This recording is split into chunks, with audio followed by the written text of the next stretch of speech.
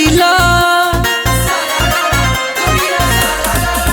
जीजा ऐसन रंग लगैला दोनों गलिया मिसलल कैला चटर चटर कर चोली हमर देह गीजल बा दैया रे दैया भीतर ले लागे पाला साला दू ताला ले भीजल बा दैया रे दैया भीतर ले लागे पाला साला दू ताला ले भीजल बा।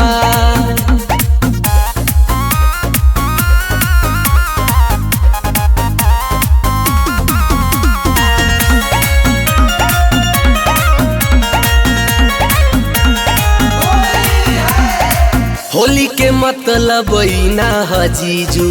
जही तही हाथ घुसैबा हो होठ के ललिया दूधवा के छलिया ऊपर ऊपर चाट जइबा हो ए जी होली के मतलब ना हजीजू जही तही हाथ घुसैबा हो होठ के ललिया दूधवा के छलिया ऊपर ऊपर चाट जाइबा हो बेबस होता मोर जवानी पानी उहाँ पसी जलवा दैया रे दैया लागत बहुते पाला साला दू ताला ले भीजल बा दैया रे दैया भीतर ले लागे पाला साला दू ताला ले भीजल बा।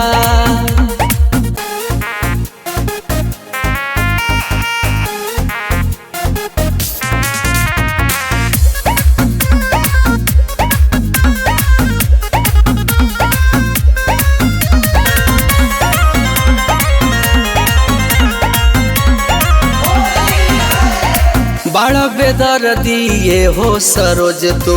तनिको नहीं मोहैला हो रंगवा से कवनो यंगवा न खाली गतरे गतर ढुकैला हो ए बड़ा बेदर्दी ये हो सूरजमल तनिको नहीं मोहैला हो रंगवा से कवनो यंगवा न खाली गतरे गतर ढुकैला हो बड़ी छनछना तो भीतरी जैसे डालल डीजल बा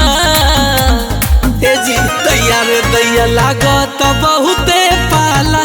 साला उहाँ ले भीजल बा दैया रे दैया लागत बहुते पाला मोर उहाँ ले